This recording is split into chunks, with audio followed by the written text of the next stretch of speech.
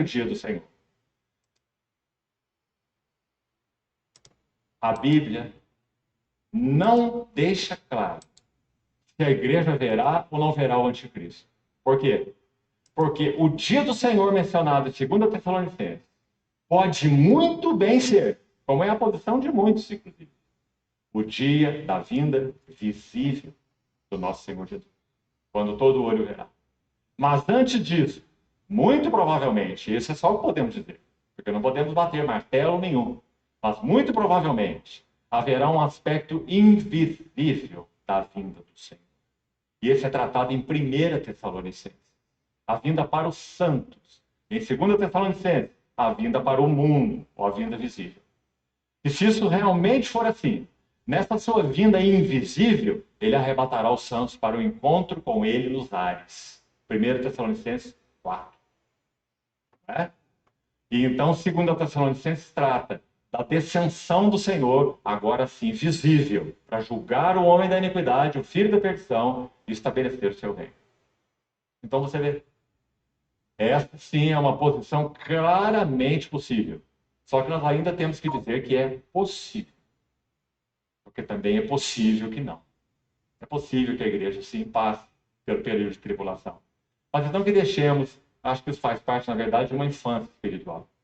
De aí enchermos nosso peito e fazermos afirmações que podem ser facilmente combatidas por outros, com a mesma Bíblia, citando outros versículos, ou talvez os mesmos versículos. Né? Então, que fiquemos com os passos do nosso coração. E sabe por que isso nos alegra muito? Primeiro, quando nós oramos hoje, Maranata, nós estamos orando e cantando um Maranata real. Porque se nós estamos esperando o anticristo antes de Cristo, então nós estamos com um problema. Porque quando nós oramos Maranata, nós estamos sabendo que o primeiro que nós vamos ver é o terrível anticristo. E o mistério da iniquidade consumado na Terra. Um período o mais horrível da história da humanidade. Não é? É claro que essa não é a expectativa do nosso coração. Se isso for assim, guarde-nos o Senhor. Mas qual é a nossa expectativa? Maranata, vem Senhor Jesus. Hoje. Interrompa a nossa reunião e conclua aquilo que o Senhor começou há tantos anos na tua igreja. Nos tira dos antipassos, nos tira das sombras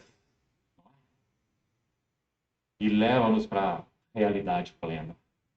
C.S. Lewis chamava a nossa experiência com o Senhor por mais doce, e esse irmão viveu, sem dúvida, uma experiência muito doce com o Senhor. Foi salvo no seu abandono, na sua solidão, um intelectual, não é?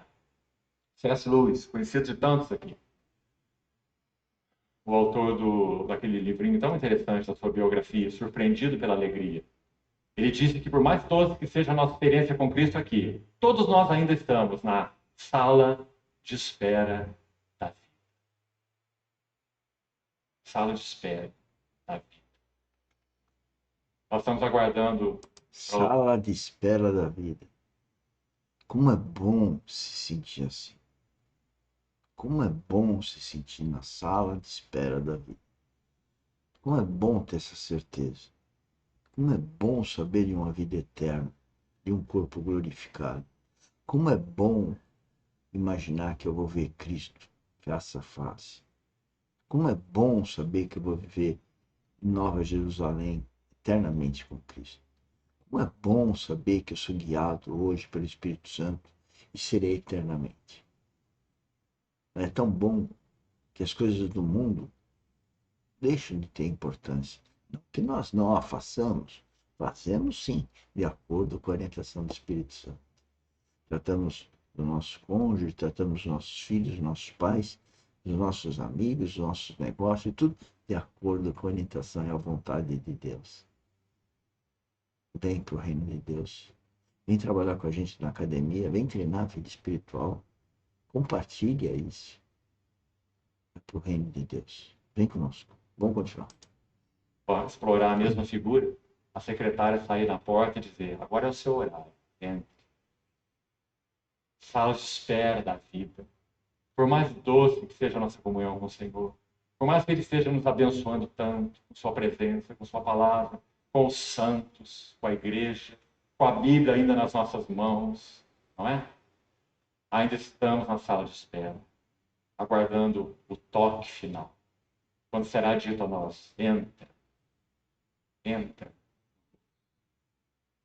Não haverá mais luto, nem pranto, nem dor.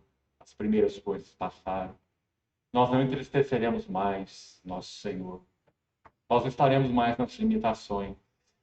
Que dia nós aguardamos, queridos irmãos. Então, vamos para o nosso texto. Sabe, querido irmão, há algo dessa herança vindoura que necessita ser possuído. Por isso a figura, o texto que lemos em Deuteronômio 1, que na verdade é uma figura, uma sombra mesmo dos tratos de Deus com a igreja, isso é muito claro para todos nós, Israel e a igreja, né? A sombra e a realidade. Não que Deus não tenha em Israel seu povo terreno, ele tem sim, e os dons e a vocação de Deus para eles são irrevogáveis. E na vinda de Cristo haverá um tempo em que o Senhor irá tratar definitivamente, particularmente com eles, né? Romanos 9 e 11, principalmente, são indisputáveis nesse assunto, né? O Senhor, sim, tratará com seu povo de aliança terreno, né? Mas, ainda que essas coisas sejam assim, amados irmãos, sabemos que os tratos de Deus com Israel foram uma sombra e uma exposição, digamos assim, de princípios espirituais que Deus, por ser quem Ele é, os mantém no trato com seu povo em todas as eras, até mesmo antes de Israel ser povo. Porque Deus é único e seus princípios são únicos.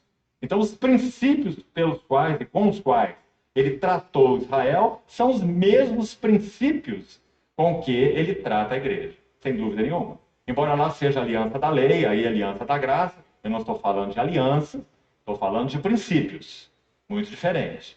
Então, os princípios de Deus são imutáveis. Não tem princípios de Deus para a velha aliança e princípios de Deus para a nova aliança. Tem até mesmo mandamentos para a velha, mandamentos para a nova, mas princípios não. Porque os princípios de Deus têm a ver com o seu caráter, aquilo que ele é. E é, então, permanente, em todo tempo, em toda aliança, em toda dispensação, se você quiser chamar assim. Então, nós estamos diante de um importante texto. E antes de analisar alguma coisa sobre ele, nós vamos fazer algo aqui. Primeiro, vou tomar a liberdade com os irmãos, acho que preciso fazer isso, de dizer que, particularmente, eu estou convencido, diante do Senhor e no meu estudo da palavra, de que Hebreus 3, Hebreus 4 e Hebreus 6, os 3 capítulos que citamos ontem, espero que você tenha lido algo dos 3 capítulos, eles têm Cades Barneia como pano de fundo. As exortações que ocorrem em Hebreus 3, 4 e 6 têm Cades Barneia como pano de fundo. Porque aqui foi o lugar onde eles caíram. A expressão de Hebreus 6. Aquele texto tão complicado, não é? Tão mal utilizado, muitas vezes. Caíram e por isso é impossível renová-los para arrependimento. Nós vemos aquilo e dizemos o que isso significa. Será que não há lugar de arrependimento para apóstatas? Será que não há lugar de arrependimento para aqueles que, de algum modo, se colocam à margem do caminho? Há ou não há? Então, nós seríamos, irmãos, temerários em interpretar o texto de Hebreus 6 sem o pano de fundo. Porque, primeiro, os autores para os quais a carta foi escrita conheciam muito bem toda essa história. Eles são hebreus, não é? Então, o pano de fundo de Hebreus 3, 4 e 6 está aqui em Deuteronômio 1 e nós acabamos de ler. Cades Barneia. Onde fica Cades Barneia? Fica nas planícies fronteiriças, a terra de Canaã, às margens do Jordão. Digamos, eles estavam a um passo de entrar na terra de Canaã. Descrita no texto que lemos, se você ainda tem aí aberto Deuteronômio 1. Boa terra que o Senhor, nosso Deus, nos deu. Versículo 25. É terra boa, disse Moisés, seu povo, né? Depois que aquele relatório dos espias foi recebido com incredulidade. Então, dito, é terra boa que nos dá o Senhor nosso Deus. Porém, vós não quisestes. Porque eles quiseram espiá-la. Você vê que Moisés diz que pareceu bem a ele, mas é muito interessante, irmão. Um comentário de passagem aí. Preste atenção, porque isso aqui é um princípio que vai se aplicar em muitas situações de nossa vida. As concessões de Deus não são